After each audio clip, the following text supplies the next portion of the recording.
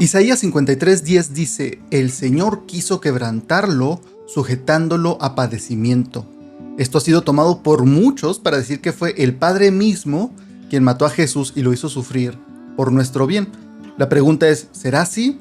¿O será que no fue el Padre quien le causó ese sufrimiento a su Hijo? Hola, yo soy Calderón y te ayudo a reflexionar en la Biblia y las cosas de Dios para que crezcas en tu fe y camines más cerca de Dios en tu diario vivir. Y hoy terminamos esta miniserie donde revisamos algunos capítulos del libro El Evangelio, entre comillas, del abuso divino del escritor Eitan Bar. El asunto que vamos a ver hoy es si Jesús fue aplastado por su propio Padre, ¿no? Esta palabra aplastado, tomándolo tal cual de lo que dice la Biblia o algunas versiones del versículo de Isaías 53:10, en el que leímos dice, el Señor o Jehová, quizá diga tu versión, quiso quebrantarlo, en otra dice quiso aplastarlo, y es una traducción válida, vamos a ver más adelante, y vamos a ver este asunto, este argumento, y cómo afirman los maestros de lo que el autor llama el Evangelio del abuso divino. Esto es lo que ellos afirman, ¿no? Que esto ya lo hemos estado viendo en los últimos 2 episodios. Esta es una miniserie, como digo, de 3 episodios. Primero vimos lo de la copa de la ira, luego la separación divina en la cruz, digo, supuestos, ¿no?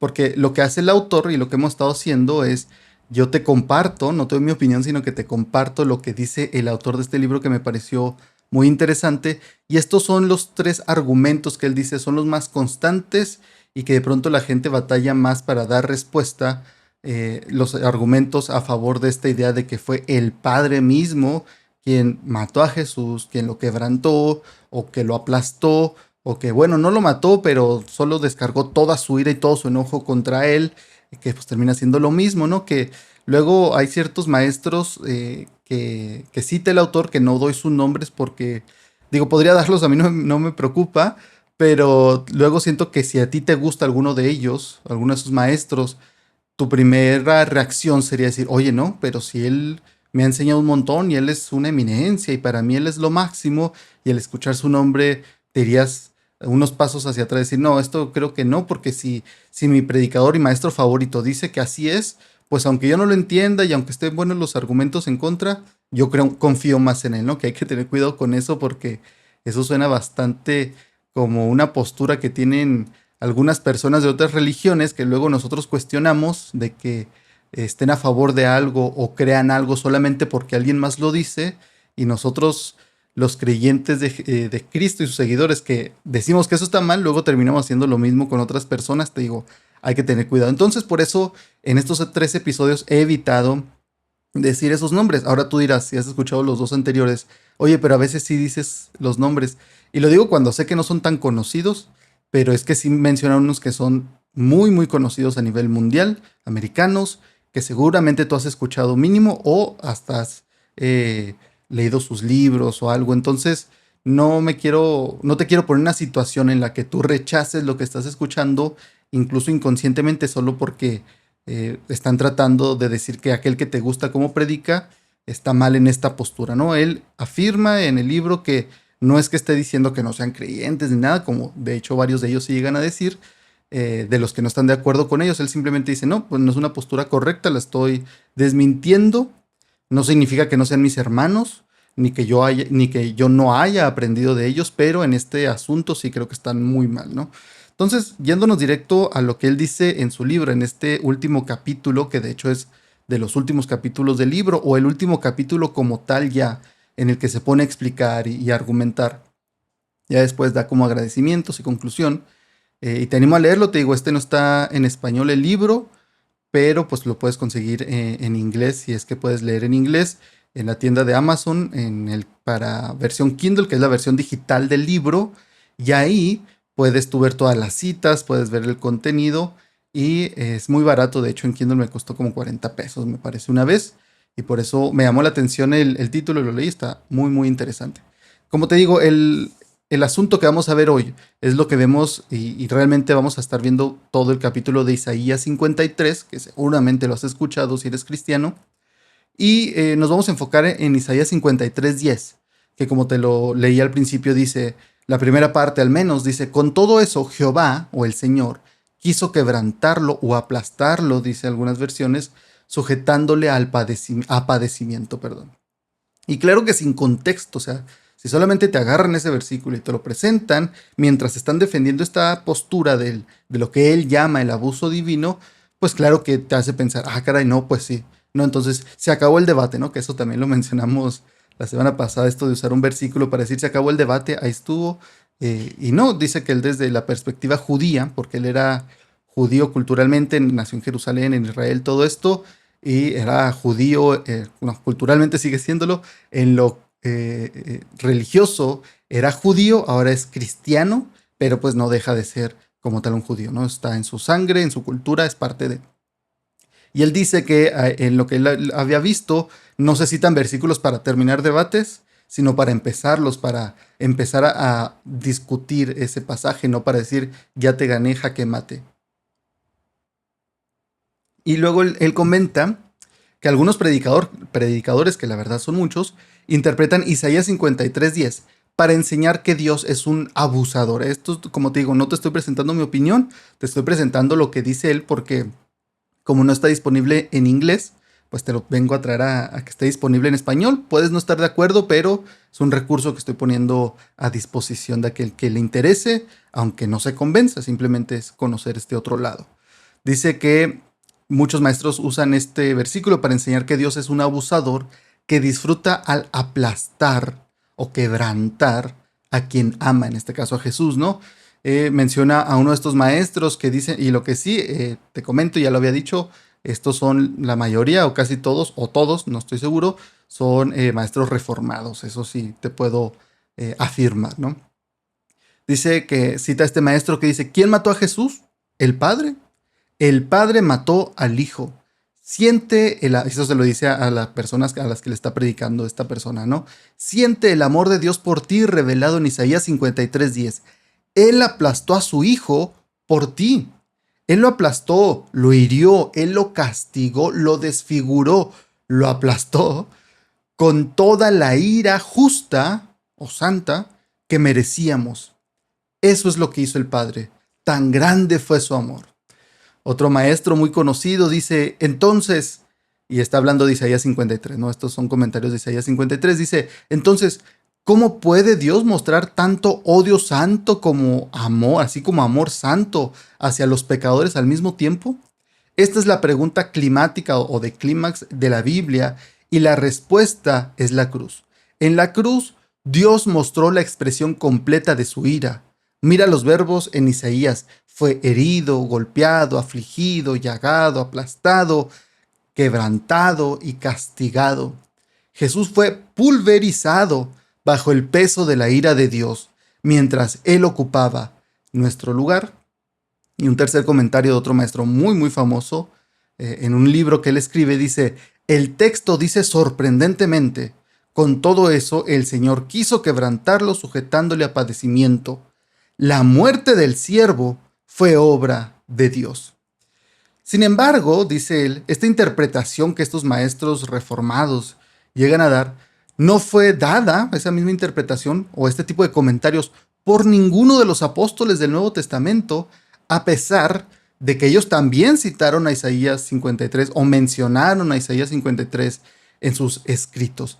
Él dice que el Nuevo Testamento refuta la noción de que Isaías 53 habla del Padre como el que abusa o el que aplasta de Cristo y que además se complace en ellos, que disfruta el que Él sea aplastado, ¿no? Él menciona que Pedro, al referirse a Jesús como el siervo sufriente de Isaías 53, lo hace de una manera dramáticamente diferente a cómo lo hacen los predicadores de este argumento del abuso divino. Pedro escribe en 1 de Pedro, capítulo 2, versículos 23 al 25, cuando lo maldecían a él, no, cuando lo maldecían, perdón, él no respondía con maldición. Cuando lo maldecían está refiriendo a las personas. Cuando padecía, no amenazaba, sino que se encomendaba al que juzga con justicia. Aquí ya vemos como que, oye, pero si era el Padre el que estaba haciendo esto, ¿cómo se encomendaba a él mismo, no? Él dice esto de cuando lo maldecían, cuando padecía, es a manos de las personas. El versículo 24 continúa diciendo, Él mismo llevó nuestros pecados en su cuerpo sobre el madero, a fin de que nosotros, habiendo muerto para los pecados, vivamos para la justicia. Por sus heridas ustedes han sido sanados, porque eran como ovejas descarriadas, pero ahora han vuelto al pastor y obispo de su vida. Esto, para que entiendas lo que él está diciendo, Eitan Bar, el autor, es que aquí Pedro está jalando ideas o tomando ideas, jalando suena muy raro quizás si no es de donde soy yo, pero está tomando ideas de Isaías 53, que lo vamos a leer de una vez para que puedas entender estas referencias. Está haciendo referencias a Isaías 53 y él dice que Pedro, al hacer referencias de Isaías 53, sigue hablando o sigue mencionando que fueron las personas los que hicieron pasar a Jesús por esto. No hay ninguna señal de que esté diciendo que fue el Padre. Al contrario, ¿no? Como te decía, vemos que dice que las personas lo hacían y él se encomendaba al Padre. Vamos a leer Isaías 53 de una vez, porque la vamos a estar mencionando, pero pues es mejor que ya lo tengas en mente si es que no lo has leído o si hace rato que no lo lees, para que tomes en cuenta esto que vamos a estar viendo, ¿no? Estas referencias, quizá no puedo estar diciendo que cada cosa que se menciona es una referencia, pero puedes tenerlo en mente. Isaías 53, te lo voy a leer todo de la Reina Valera actualizada. Va a ser muy similar a la del 60, es la que tienes tú. Fíjate, dice Isaías 53. ¿Quién ha creído nuestro anuncio? ¿Sobre quién se ha manifestado el brazo del Señor? Subió como un retoño delante de él y como una raíz de tierra seca. No hay parecer en él ni hermosura. Lo vimos, pero no tenía atractivo como para que lo deseáramos. Está hablando del Mesías. Fue despreciado y desechado por los hombres, varón de dolores y experimentado en el sufrimiento. Y como escondimos de él el rostro, lo menospreciamos y no lo estimamos. Ciertamente él llevó nuestras enfermedades y sufrió nuestros dolores. Esto es tal cual lo que ahorita menciona Pedro. Nosotros lo tuvimos por azotado, como herido por Dios y afligido. Pero él fue herido por nuestras transgresiones, molido por nuestros pecados.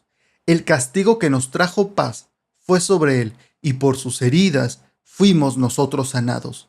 Todos nosotros nos descarriamos como ovejas, cada cual se apartó por su camino, pero el Señor cargó en él el pecado de todos nosotros, que esto ya lo mencionamos en episodios anteriores.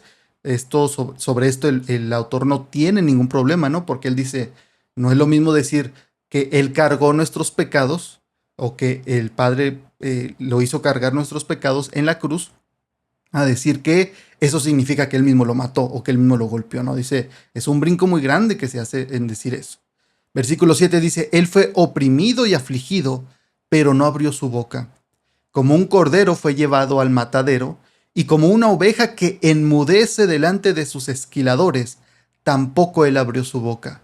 Por medio de la opresión y del juicio fue quitado, y respecto a su generación, ¿quién la contará?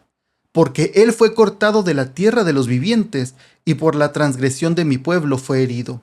Se dispuso con los impíos su sepultura, y con los ricos estuvo en su muerte. Aunque nunca hizo violencia ni hubo engaño en su boca, con todo eso el Señor quiso quebrantarlo y lo hirió. Cuando se haya puesto su vida como sacrificio por la culpa, verá descendencia. Vivirá por días sin fin, y la voluntad del Señor será en su mano prosperada. A causa de la angustia de su alma, verá la luz y quedará satisfecho. Por su conocimiento mi siervo justo justificará a muchos y cargará con los pecados de ellos. Por tanto, yo le daré parte con los grandes y con los fuertes repartirá despojos, porque derramó su vida hasta la muerte y fue contado entre los transgresores, habiendo él llevado el pecado de muchos e intercedido por los transgresores, ¿no? Esto escrito 700 años más o menos antes de que viniera Jesús. Está hablando del Mesías y vemos que Jesús cumplió esto muy bien y que queda exactamente con lo que sufrió Jesús. Pero entonces, como te decía, habiendo entendido esto y para que lo tengas en mente, vemos, regresando a lo que decía Pedro, que Pedro entendió que las personas fueron quienes aplastaron a Jesús o quebrantaron a Jesús. Y él dice, el autor, ya regresando a lo que dice Eitan Bar, Dice que los apóstoles siempre atribuyeron la muerte de Jesús a los hombres y su resurrección a Dios. Esto es la diferencia, ¿no? Dice, ustedes lo mataron, pero el Padre, Dios, fue el que lo resucitó. Pedro le dijo a los líderes judíos en Hechos capítulo 3, versículo 15, y mataron, le está hablando a los líderes judíos, recuerda, les dice, mataron al autor de la vida, al cual Dios ha resucitado de los muertos. De esto nosotros somos testigos. De nuevo, no les atribuye a ellos la muerte, sino que le dice, no le atribuye a Dios la muerte, perdón, sino que les atribuye el que lo mataran y a Dios, al Padre, le atribuye el haberlo resucitado. De forma similar, les predicó ante el Sanedrín judío, o se predicó, perdón, ante el Sanedrín judío, sea conocido a todos ustedes, esto es Hechos capítulo 4, versículo 10, sea conocido a todos ustedes y a todo el pueblo de Israel, que ha sido en el nombre de Jesucristo de Nazaret, a quien ustedes crucificaron y a quien Dios resucitó de entre los muertos. Por Jesús, este hombre está de pie sano en su presencia después de que hacen un milagro en el nombre de Jesús, dice esto. O se dice esto. Y también en Hechos 5:30 dice, el Dios de nuestros padres levantó a Jesús, a quien ustedes mataron colgándole en un madero. De nuevo, en el libro de Hechos vemos una y otra vez que los apóstoles, inmediatamente después de la muerte y resurrección de Jesús y su ascensión, después de que ya no está con ellos, una y otra vez le dicen a los judíos, a los líderes judíos, a las personas, ustedes lo crucificaron, ustedes lo mataron, el Padre lo resucitó. Que esto se relaciona a lo que vimos la semana pasada de cómo se habló y hemos estado hablando de esta idea de que el Padre entrega a Jesús o le permite pasar esto que sufrió. Si es voluntad de Dios, claro que sí, porque Jesús mismo dice, yo pongo mi vida, es mi voluntad, yo lo estoy haciendo, a mí nadie me obliga. Y vemos que, de acuerdo al Antiguo Testamento, Dios llega a mostrar su ira, no castigando activamente, sino quitando su mano de protección. Entonces, el Padre entregó a Jesús en el sentido de que quitó su mano de protección. Y por eso Jesús sufrió lo que sufrió. Esto es lo que hemos estado viendo y se une a esta idea porque la semana pasada vimos que cómo se involucra a Dios es quitando su mano de protección, pero responde la oración de Jesús. No en el momento, la que hace en el Getsemaní, sino unos días después al resucitarlo de la muerte. Es decir, no lo dejó ahí, sí escuchó sus ruegos y sí le respondió. ¿Cómo? Levantándolo de los muertos, ¿no? Resucitándolo a la persona de Jesús aquí en la tierra. Y luego él dice que los escritores del Nuevo Testamento culparon únicamente a la humanidad por la muerte de Jesús y atribuyeron la resurrección solamente a Dios. Algo que él dice que es un argumento en contra de esta idea de que fue el Padre aplastando a Jesús, a su Hijo, es que en el Salmo 5:4 podemos leer, porque tú no eres un Dios que se complace en la perversidad, la maldad no habitará junto a ti, ¿no? Él dice que Dios no puede deleitarse en la maldad o en el pecado. Y dice que también puedes ver, y ahí te comento, puedes ver Salmos 92:15 y Romanos 9:14 sobre esto. Él dice que la tortura y el asesinato de Cristo fueron injustos, esto lo sabemos, y pecaminosos en su origen. Por lo tanto, el Padre no pudo haber tenido ningún deseo en ellos. Él meramente lo permitió. Luego aquí cita a un teólogo, el teólogo Greg Boyd, explica que fueron los humanos quienes despreciaron y rechazaron a este siervo mientras escondían sus rostros de él. De acuerdo a esto, va a estar citando o haciendo referencia a Isaías 53. Esto es referencia al versículo 3 de Isaías 53. Continúa diciendo, fueron los humanos acusadores ante quienes este siervo no abrió su boca, versículo 7, y fueron humanos violentos quienes oprimieron y afligieron a este hombre, versículo 7. También fue por opresión y juicio humano que este hombre fue quitado, cortado de la tierra de los vivientes, y se le asignó una tumba con los impíos, versículos 8 y 9. Sí.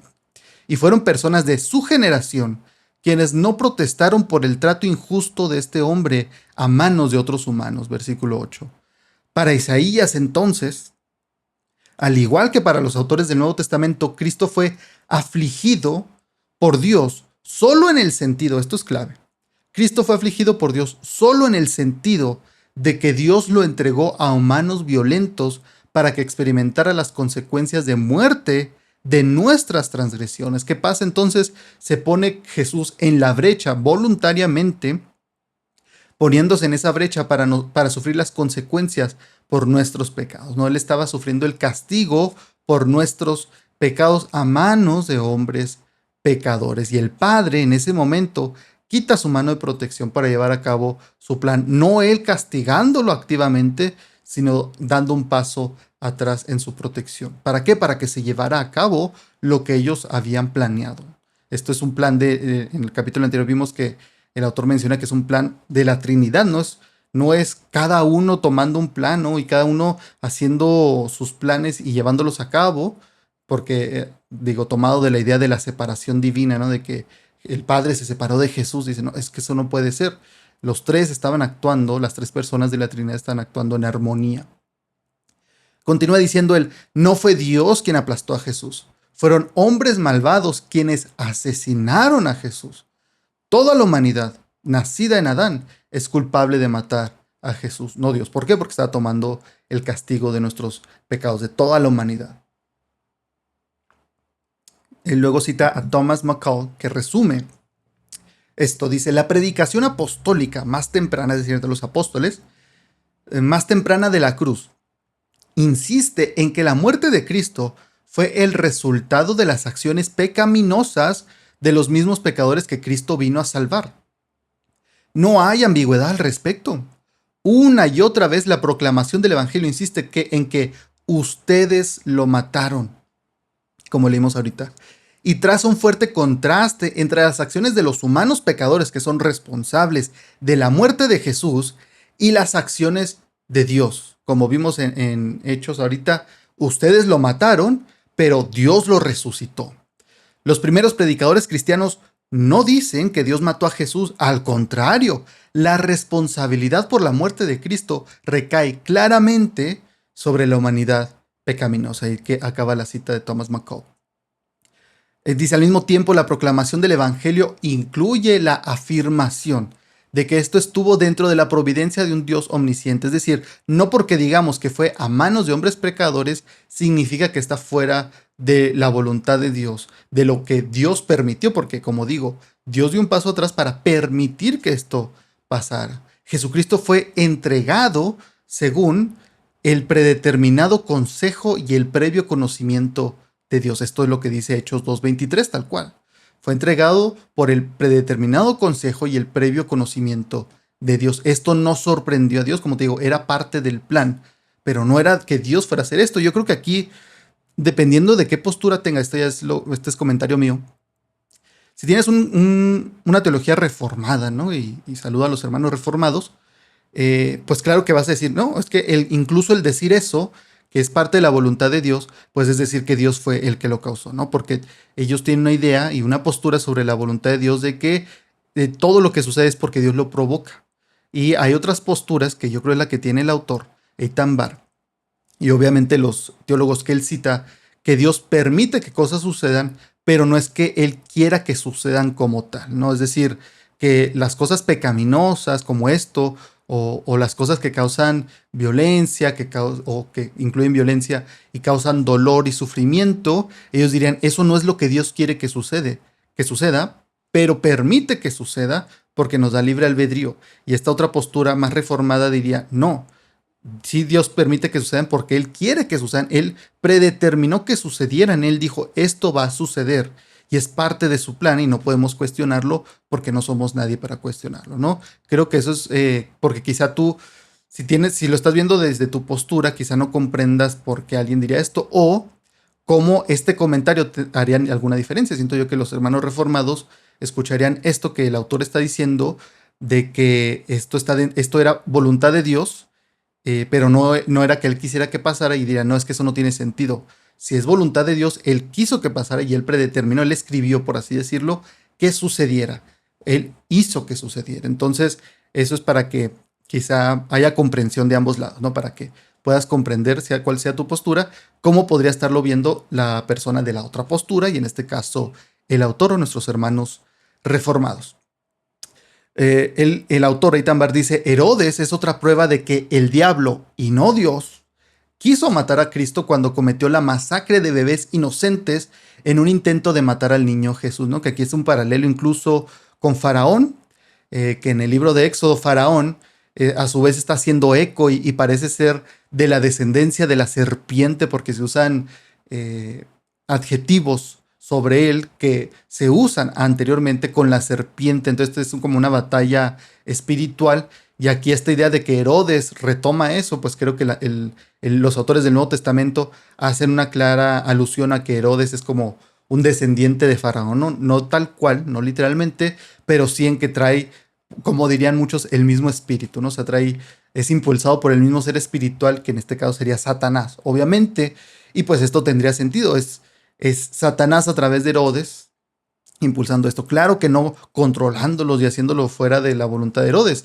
Son personas malvadas que son instrumento del enemigo. Y luego él también dice, incluso en la preparación para la pasión, lo que sucedería con Jesús, durante la última cena con sus discípulos, se nos dice que fue Satanás quien entró en Judas, un pecador con motivación malvada, para que traicionara a Jesús y así fuera asesinado. Es decir, en los relatos del Nuevo Testamento, en estos puntos vemos que no era el Padre, no era Dios, sino que era Satanás el que estaba haciendo esto. Isaías 53:10, además, se hace eco de la promesa dada en Génesis 3:15. ¿Qué tiene que ver esto con el enemigo, con Satanás? Pues vas a ver. Andrew Robert Fawcett señala que Génesis 3:15 fue así cumplido, ¿no? O sea que en esto que mencionaba de Judas, se cumple, y con la muerte de Jesús, se cumple lo que se había dicho en Génesis 3:15.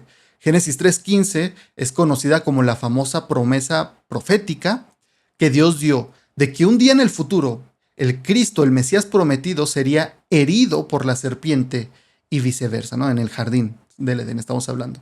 En Génesis 3:15 leemos que dice, Él te herirá en la cabeza y tú le herirás en el talón. Le está hablando a la serpiente, que es el enemigo, Satanás, ¿no? Él te herirá en la cabeza y tú le herirás en el talón. ¿Quién es el que en Génesis 3:15 matará a Cristo? Pues no es el buen Dios, dice el autor, sino la serpiente. Satanás es quien golpea al Mesías.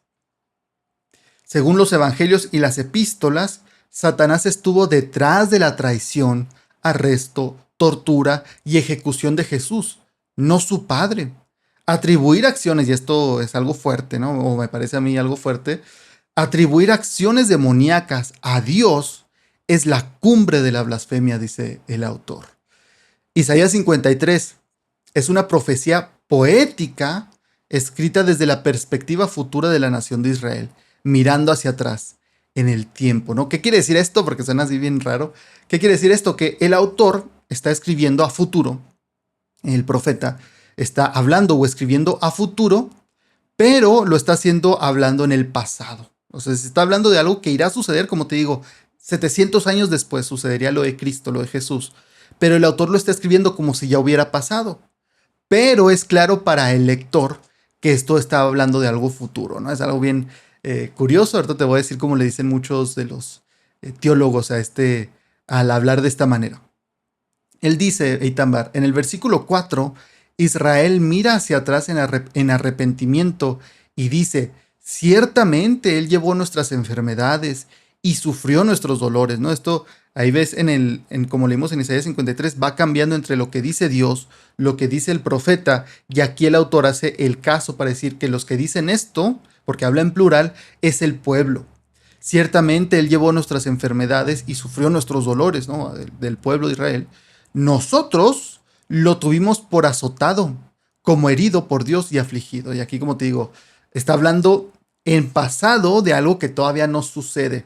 Esto muchos teólogos lo han llamado o denominado que es el tiempo profeta perfecto, ¿no? Como haciendo alusión a cómo tenemos en inglés y en español y pues en todos los idiomas estos tiempos que son el presente perfecto, el futuro perfecto, el pasado perfecto, ¿no? Si has estudiado inglés o has tomado algunas clases de inglés, quizás has escuchado esto, que se da mucho.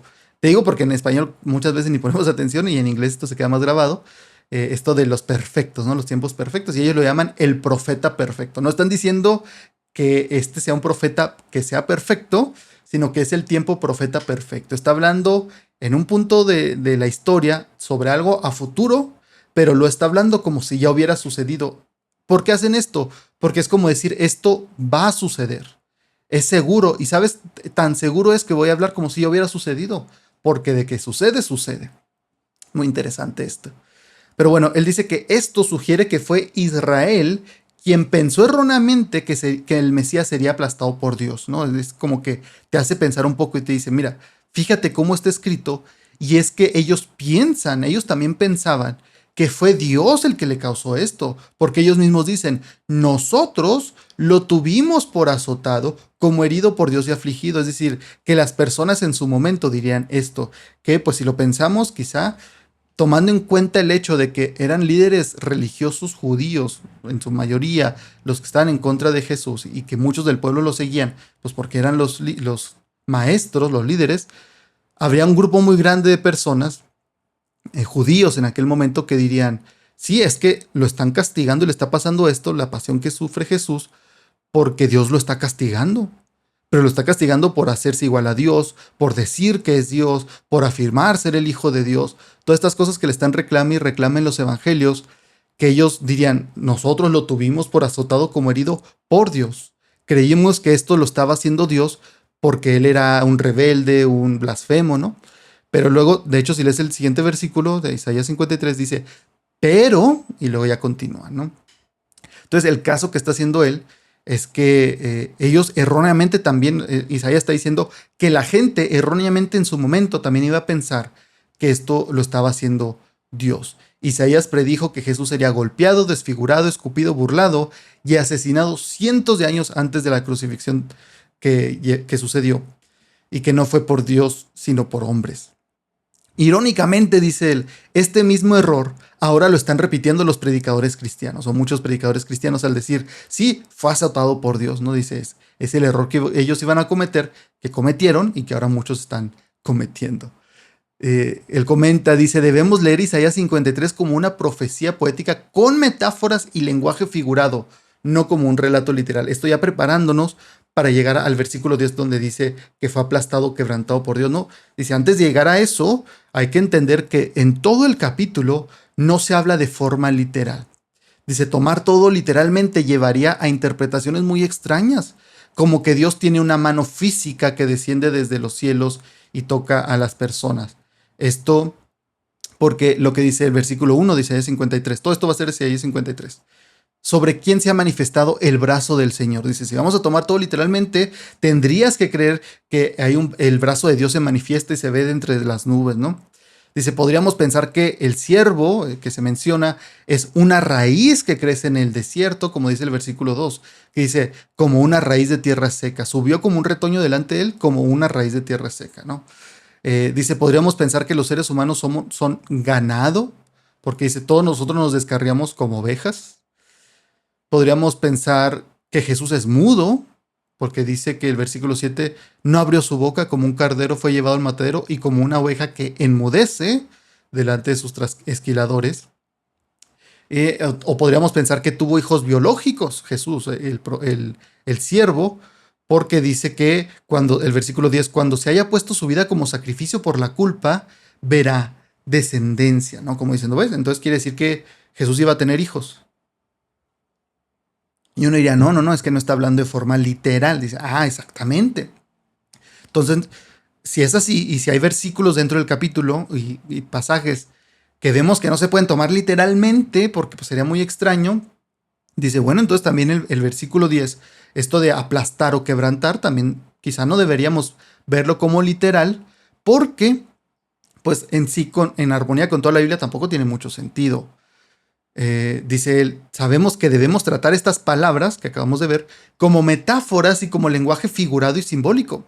De la misma manera, argumenta él, debemos tratar esta idea de aplastar en el versículo 10. Y ahorita, de hecho, va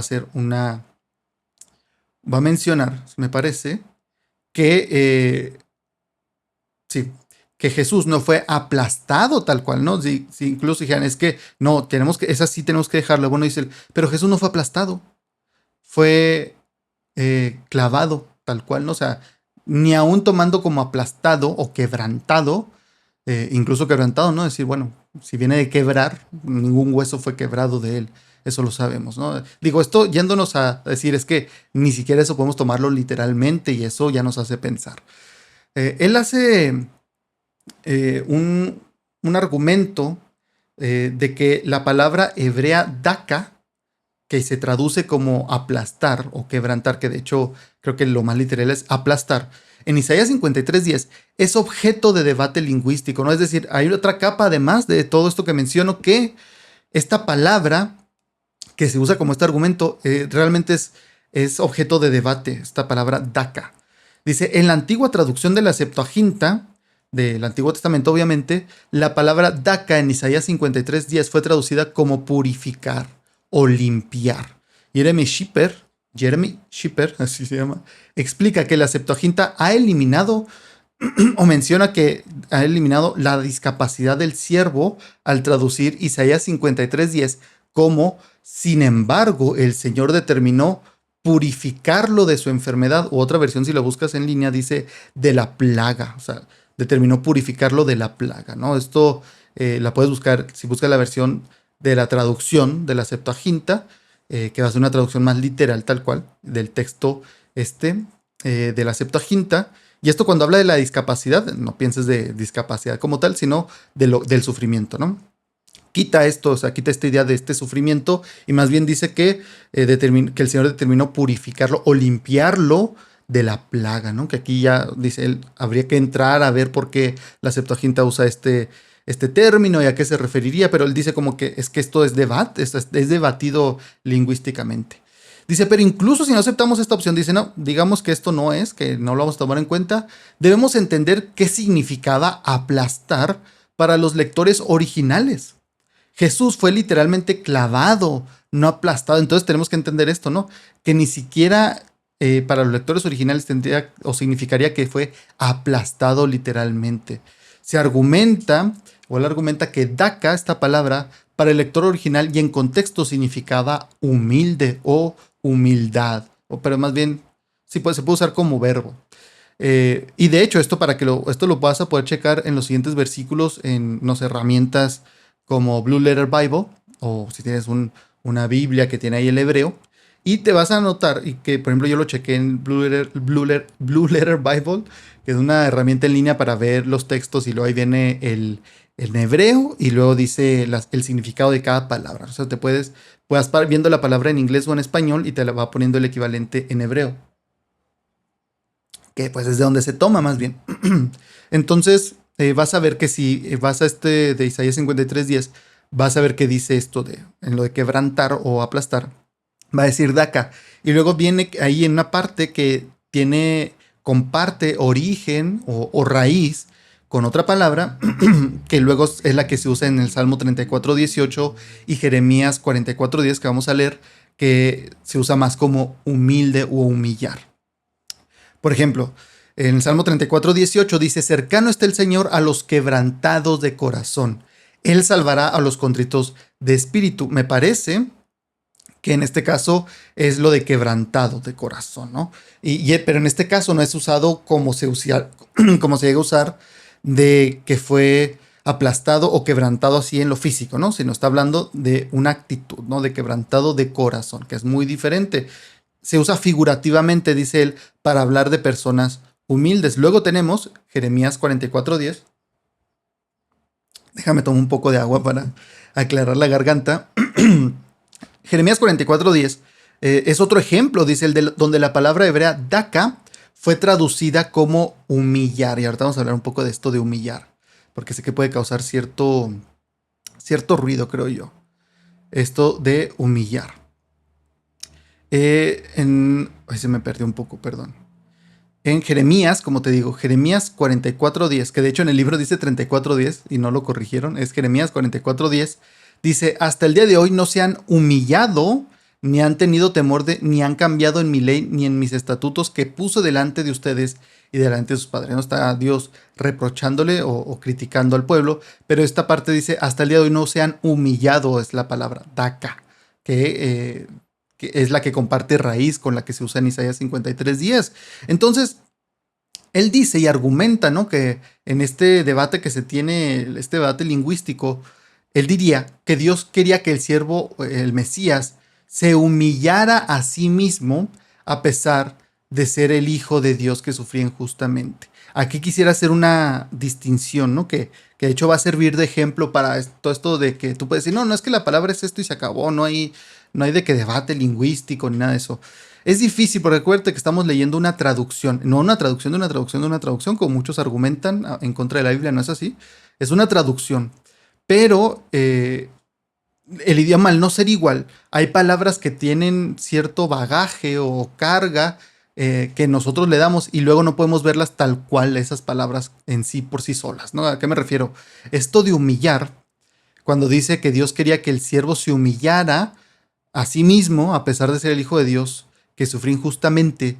Esto lo dice él en inglés y usa una palabra. En inglés tienen dos palabras para esto de humillar o ser humilde. Tiene una que es humble, que es ser humilde, y usa esta de humble himself, es hacerse humilde o actuar humildemente. Y luego tiene otra palabra que es humiliate, que es humillar, ¿no? Que en español solamente tenemos una palabra. Si te fijas en estas dos explicaciones es la misma palabra de humillar o humilde, pero una es verbo y otra no es verbo. Pero nosotros solamente tenemos una. Y para nosotros cuando alguien dice Dios quería o tal persona debe humillarse, ¿no? Que en la Biblia tenemos bastantes versículos de esto que yo creo que mucha gente le suena un poco fuerte el decir de que humíllense bajo la mano del Señor. Esto en español para nosotros carga bastante, o sea, tiene una carga fuerte, porque esto de humillarse es como lo pensamos en alguien humillando a otra persona, ¿no? Que es decir, haciéndola sentir menos, haciéndola creer que no es suficiente. O sea, es algo negativo, trae una carga negativa cuando hablamos de humillar.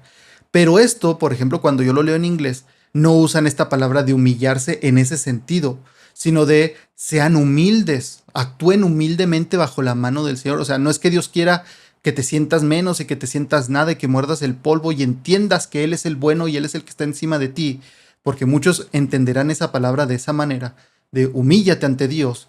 Dicen, oye, o sea, yo he escuchado gente, ¿no? Que dicen, oye, es que eso de humillarse ante Dios, pues, ¿por qué Dios quiere que haga eso? No, o sea, como que no va con el carácter de Dios, que Él quiera que yo me sienta como cuando tal persona me hizo sentir, me humilló y me hizo sentir mal, me hizo sentir menos, me hizo sentir de lo peor, así como una escoria o peor, el polvo. Y eso no es a lo que se refiere la Biblia. Esto es un asunto de nuestro idioma. Y cómo nuestro idioma se queda corto en ese sentido para expresar lo que quiere decir la Biblia cuando habla de esto. Entonces, el autor, y esto sucede en la Biblia y sucede aquí con lo que está explicando el autor, él dice esto de que es que el Padre quería que el siervo o que Cristo se humillara.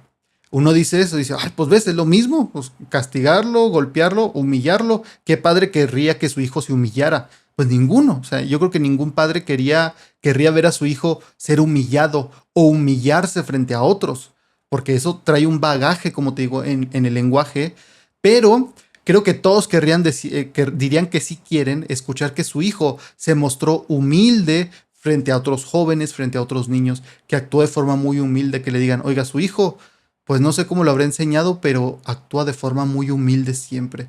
Y de nuevo aquí entramos en otra expresión de bagaje cultural, porque mucha gente usa esto de ser humilde como, es que es una persona muy humilde, ¿no?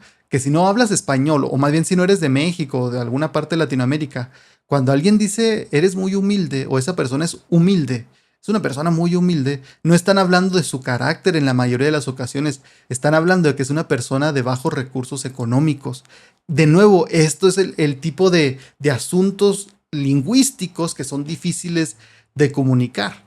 Entonces, cuando alguien traduce esta palabra de, es que el padre quería que fuera humilde, o que mostrara su humildad. Yo diría que más bien a lo que se refiere es que Dios, el Padre, quería que el Mesías mostrara su humildad a pesar de ser el Hijo de Dios que sufría injustamente. Es decir, él, y Jesús mismo lo llega a decir, ¿no? Cuando Pedro quiere defenderlo, él dice que no piensas que yo si quisiera podría hablarle a los ángeles o decir una palabra y en su momento vendrían legiones de ángeles y me ayudarían. Yo claro que puedo, ¿no? Es decir, yo tengo la capacidad.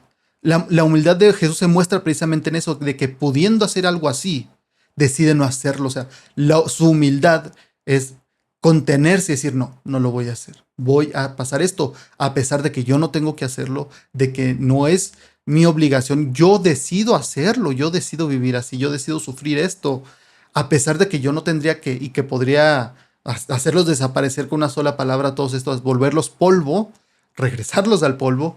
Pero sí, esto es algo, como te digo, muy interesante y creo que ejemplifica esto mismo, ¿no? Estamos hablando de cómo esta palabra DACA puede traducirse de varias maneras o entenderse de diferentes maneras. Y aquí tendríamos esto mismo, ¿no? Lo quise usar para ejemplificar esto, que no sería tan sencillo esto de ser humilde o de humillar. No es tan sencillo como simplemente pones esa palabra y ya, porque esa es la palabra entre comillas correcta. No, es que trae todo un bagaje cultural y todo un uso en su idioma y en su contexto que no expresa así nada más y ponemos esta palabra que tal cual es, ¿no? Que mucha gente, yo creo que comete ese error cuando usa este tipo de herramientas de donde puedes ver la palabra original y decir, es que esta palabra significa esto y se acabó. Sí, pero recuerda que el idioma es un ente que está en constante cambio, ¿no? Le dicen que es vivo porque está constantemente cambiando y evolucionando. Entonces, no puedes tomar una palabra simplemente y decir, es que esta palabra significa esto y así se tiene que tomar y se acabó. Yo siempre uso el ejemplo cuando enseño en inglés o que trato de explicar algo en inglés, decir nuestra expresión en México que decimos no manches, ¿no? No manches, nosotros le entendemos en su contexto, pero si en 300 años o alguien de otra cultura, de otro idioma, le dices no manches, literalmente traducido, la palabra manchar significa esto. Y es que el autor, cuando escribió eso, estaba diciendo, suena muy raro, pero solamente quiere decir que algo está pasando y alguien casi lo mancha. Iban caminando dos amigos por la calle y uno de los personajes dice, no manches, eso quiere decir, nos da a entender que algo sucede en ese momento donde casi es manchado por su amigo o por algo que iba a pasar, ¿no? Y nosotros dijimos, claro que no, no tiene nada que ver eso, pero eso llega a pasar si quitamos todo el contexto cultural y su uso de la palabra, el uso de la palabra es clave. Si quitamos eso y decimos, no, es que la palabra significa esto nada más, pues sí podemos llegar a conclusiones erróneas. Entonces lo que hace el autor es decir, miren, vamos a ver de qué otra manera se utiliza esta palabra, que sí, se utiliza también como aplastar, quebrantar, todo esto, ¿no? Pero él dice, pues es que eso no tiene tanto sentido a la luz de toda la Biblia. Estamos usando un solo versículo, pero tenemos otras partes de la Biblia donde dicen lo opuesto. Entonces, ¿no sería acaso que quizá este otro uso que se le da a la palabra tiene más sentido? Es lo que él está tratando de argumentar, ¿no? Como digo, él dice que Dios quería que Cristo mostrara su humildad y no resistiera esto. Los malhechores o las personas malvadas aplastaron a Jesús, pero Dios quería que Cristo fuera obediente, mostrara su humildad y aplastara su orgullo, que pues obviamente él no tenía, ¿no? Pero en este sentido es como cuando Jesús va al desierto para ser tentado. Nosotros sabemos que Dios no puede ser tentado, ¿no? Pero en ese sentido la palabra es ser probado. Pero uno diría, pero si él es Dios, que necesita ser probado. Bueno, en la Biblia el uso de esta frase de ser probado es para demostrar que algo es lo que se dice ser. No porque haya duda, sino para que se demuestre, ¿no? Como similar a como un diamante es probado en una joyería. Y luego cita Filipenses 2:5-9, ¿no? Aludiendo a esta idea de que era la humildad de Cristo. Dice, hay en ustedes esta manera de pensar que hubo también en Cristo Jesús. Existiendo en forma de Dios, él no consideró el ser igual a Dios como algo a que aferrarse, sino que se despojó a sí mismo, tomando forma de siervo, haciéndose semejante a los hombres, y hallándose en condición de hombre, se humilló a sí mismo, haciéndose obediente hasta la muerte. De nuevo, aquí cuando alguien lee esto, se humilló a sí mismo, trae todo este bagaje en nuestro idioma que dicen, ay, ¿por qué? O sea, suena muy raro, pero quizá serviría más pensando él demostró su humildad, haciéndose obediente hasta la muerte y muerte de cruz, por lo cual también Dios lo exaltó hasta lo sumo. Él luego hace referencia a unos comentaristas del siglo XIX, Franz Delitzsch y Carl Friedrich Keil, que estos comentaristas del siglo XIX, ellos ya culpaban, o sea, es decir, esta idea viene y se ha desarrollado y se ha mantenido, ¿no? Ellos culpan enteramente a los hombres por el sufrimiento del siervo. Ellos dicen, fueron los hombres quienes infligieron al siervo de Dios tal sufrimiento aplastante, tal profunda tristeza. Según ellos, Dios simplemente usó el pecado de los hombres para progresar su plan, para llevar a cabo su plan. Es decir, ellos dicen, hizo que el pecado de los hombres fuera subserviente a su voluntad y su consejo predeterminado. Esto me hace pensar en lo que dice el Nuevo Testamento cuando dice que para los que aman a Dios, todas las cosas obran para bien. Es decir, que lo que te sucede en tu vida no necesariamente es que Dios quisiera que te pasara eso, porque es algo pecaminoso, no es algo doloroso, es algo malo, o sea, es algo que surge de la maldad, pero Dios puede utilizarlo para bien. Y eso es lo que estaba haciendo el Padre con las acciones de estos hombres malvados.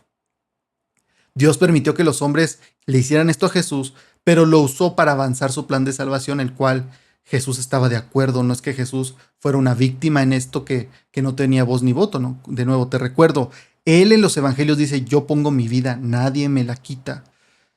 La humildad de Cristo, que lo llevó a su acto de sacrificio, fue lo que le pareció agradable a Dios. Esto le plació al Señor.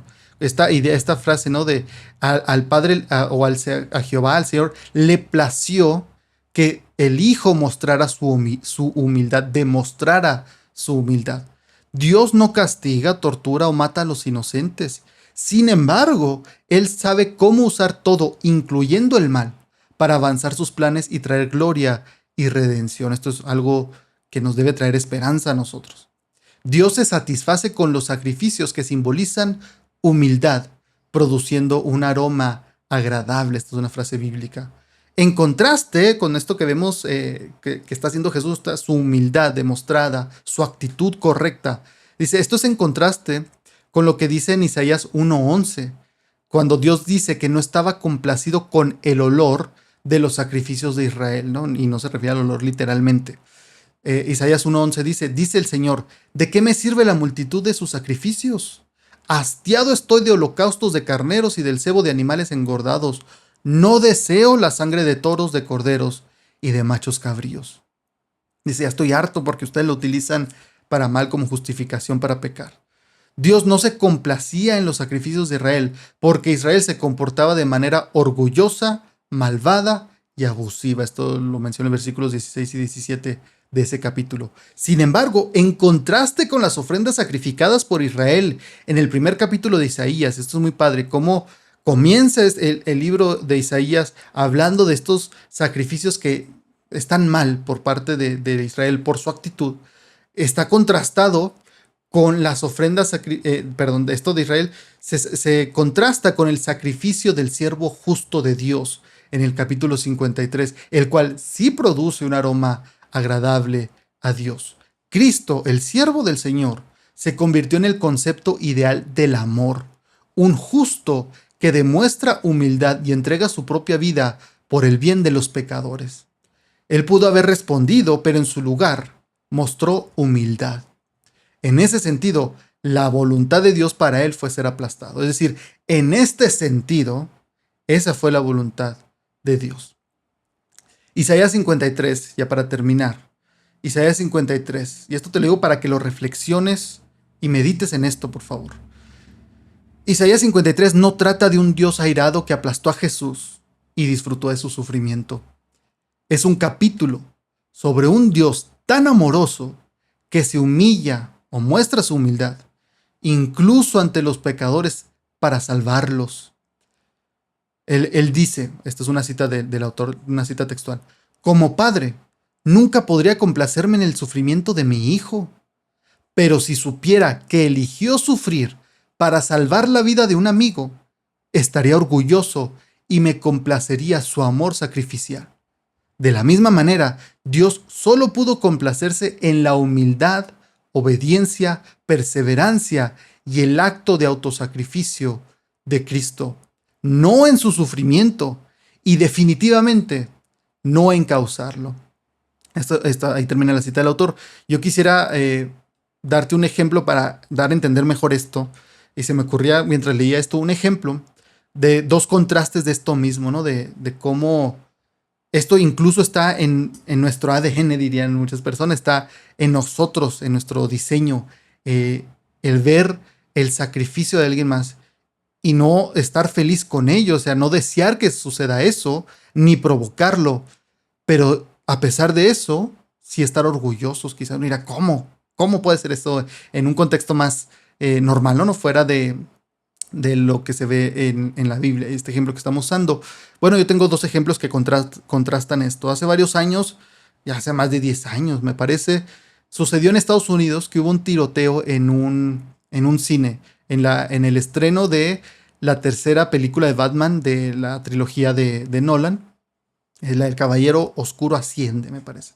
Y está muy padre la película. Y la noche que fue de estreno en una ciudad de Estados Unidos, varias personas pues fueron a verlo, ¿no? En estreno en la noche. Pero hubo un joven que entró y se creía el Guasón, andaba hasta así con el cabello pintado y medio maquillado como el Guasón, el cual sale en la segunda película. Y entró a una sala de cine y empezó a disparar contra las personas que estaban ahí.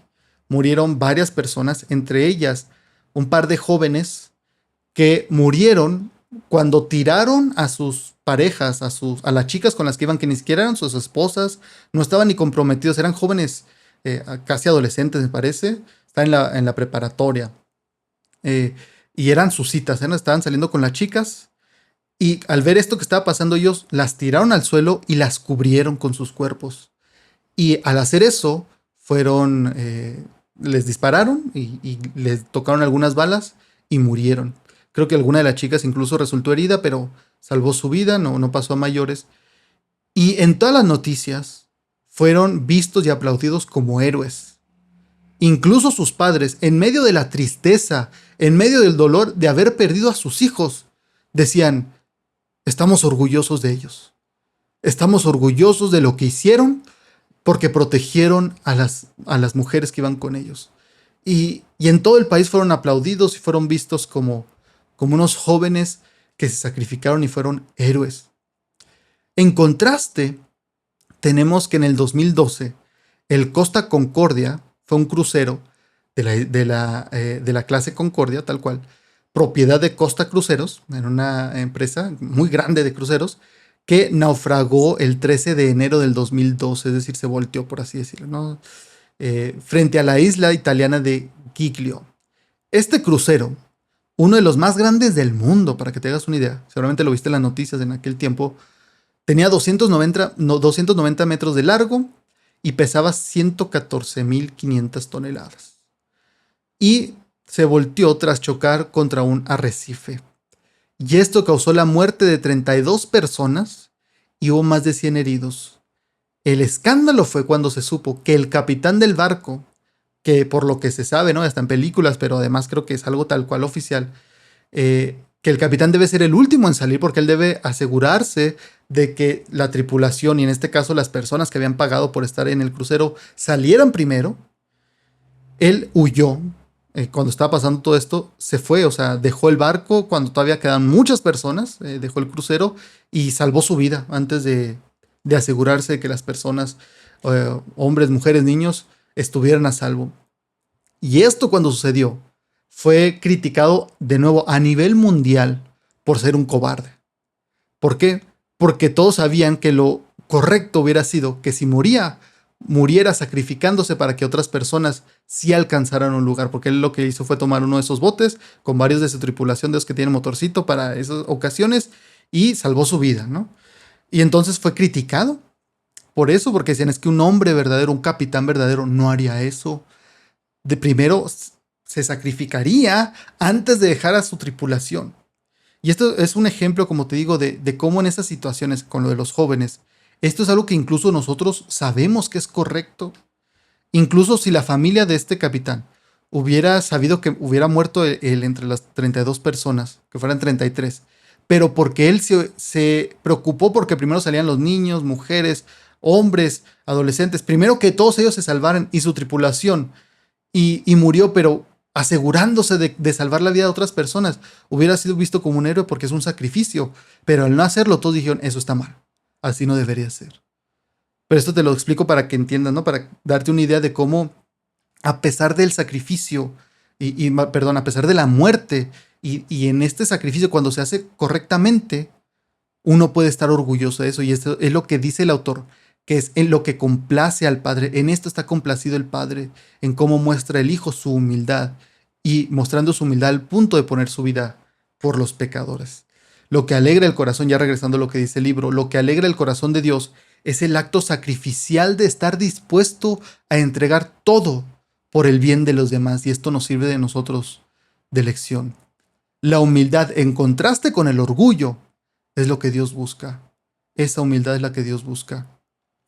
Isaías 53 es un excelente recordatorio de que ser justo a los ojos de Dios no se trata de encerrarse lejos de los pecadores, sino de amar, servir e incluso morir por el bien de los pecadores. Esto es una idea muy fuerte que él comparte.